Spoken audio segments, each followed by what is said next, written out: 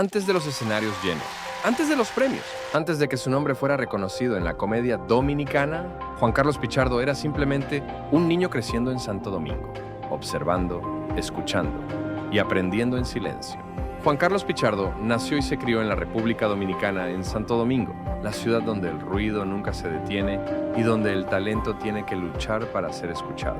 Desde muy pequeño, su entorno no era común. No solo creció en un país donde el humor es parte de la cultura, creció dentro de una familia marcada por el humor. Su padre, Juan Carlos Pichardo, fue un humorista reconocido de su generación, y aunque para muchos eso podía parecer una ventaja, en realidad también representaba una sombra pesada, porque no es lo mismo querer hacer reír que hacerlo cuando todos esperan que seas igual o mejor que tu padre. Desde temprano, Juan Carlos entendió algo importante. No bastaba con ser bueno. Tenía que demostrar que su talento era propio. No podía apoyarse en un apellido. Tampoco podía vivir de comparaciones. Tenía que construir su identidad en un medio donde el público es exigente y la crítica no perdona. Ese contexto lo formó. Lo hizo más observador, más disciplinado, más consciente de que el humor no es solo talento, es constancia. Antes de cualquier reconocimiento, Juan Carlos empezó desde abajo, sin grandes reflectores, sin viralidad, sin garantías de éxito, probando personajes, explorando imitaciones, aprendiendo el ritmo del escenario.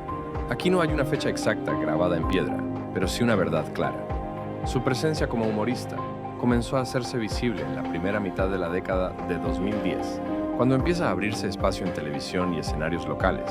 No fue un golpe de suerte, fue un proceso.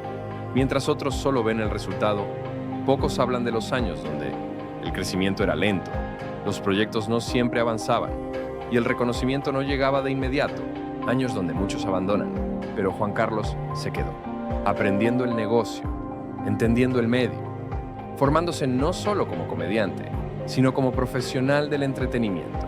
En 2018, su vida cambia de manera profunda, tras la pérdida de su padre. No solo pierde a un familiar, pierde a una referencia, a una figura que, directa o indirectamente, había influido en su camino. Ese momento no solo fue doloroso, fue transformador, porque ahora, más que nunca, el legado no era una presión externa, era una responsabilidad personal. Para ese punto, Juan Carlos Pichardo ya entendía algo clave. El talento abre puertas, pero la disciplina las mantiene abiertas. Aún no era la figura que muchos conocemos hoy. Aún no llegaban los grandes titulares, pero la base estaba construida. Y lo que venía después ya no era solo una carrera artística, era una decisión de vida. Después de años construyendo en silencio, Juan Carlos Pichardo entendió algo fundamental. El talento por sí solo no garantiza estabilidad, y el aplauso no paga las cuentas. Si quería durar, tenía que pensar diferente. Hasta ese momento, Juan Carlos era reconocido por su capacidad artística, humor, imitaciones y presencia escénica. Pero había una realidad que muchos artistas enfrentan. El trabajo aparecía, pero no siempre era constante. Ahí ocurre un cambio importante. Juan Carlos comienza a entender el negocio detrás del humor. No solo actuar, no solo presentarse, sino producir, organizar y controlar su propio trabajo. Es en este proceso donde surge J.C. Pichardo Entertainment, no como un capricho, sino como una herramienta de independencia. A través de esta estructura, empieza a desarrollar sus propios espectáculos, a manejar eventos y a consolidarse no solo como humorista, sino como productor. Este paso marca una diferencia clave. Ya no dependía únicamente de oportunidades externas. Ahora, él las creaba. Con el tiempo, su nombre comienza a sonar con más fuerza. Shows en teatros, propuestas más ambiciosas, un público que empieza a reconocerlo como una figura sólida del humor dominicano. Proyectos como Pichardo Arjona demuestran algo importante. Juan Carlos no solo hacía reír, sabía conceptualizar, estructurar y sostener un espectáculo completo. Aquí ya no hablamos de promesa, hablamos de consistencia. El crecimiento no pasa desapercibido. El premio comienza a reconocer su trabajo. Llegan los premios Soberano, llegan las nominaciones, y con ellas la validación institucional. Pero más allá del premio, lo importante era el mensaje. Juan Carlos ya no estaba intentando entrar al medio, ya estaba dentro. En medio de este proceso profesional, su vida personal también da un giro. Se casa, forma una familia y se convierte en padre. Y con eso cambia la perspectiva. Ya no se trata solo de crecer, se trata de sostener.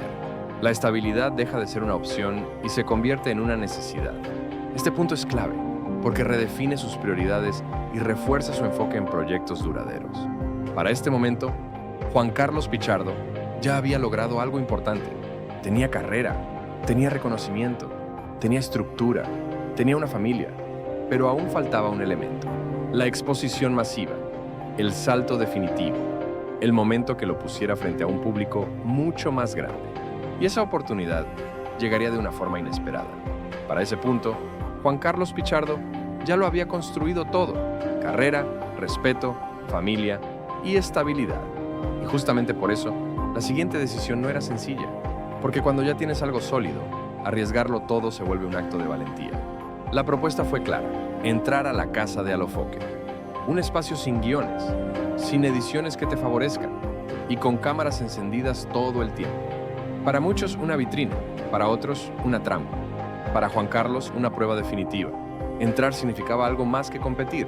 Significaba exponerse como profesional, esposo, padre y ser humano. Aquí no bastaba con ser gracioso. Había que ser auténtico. Y eso no se puede fingir por semanas. Dentro de la casa ocurrió algo que nadie podía planear. Juan Carlos conectó con la fruta, no desde la estrategia ni del show, sino desde lo humano. Dos hombres de generaciones distintas, con historias diferentes, pero con algo en común: la autenticidad. Mientras el reality avanzaba, esa relación se fue fortaleciendo. Conversaciones reales, respeto mutuo y apoyo genuino en momentos de presión. No era una alianza para cámaras, era una amistad real, naciendo en tiempo real. Y el público lo notó. Esa química sincera se convirtió en uno de los puntos más valorados del reality. La gente no solo veía competencia, veía hermandad. Juan Carlos no necesitó forzar protagonismo. Su madurez, su humor y su forma de convivir hablaron por él.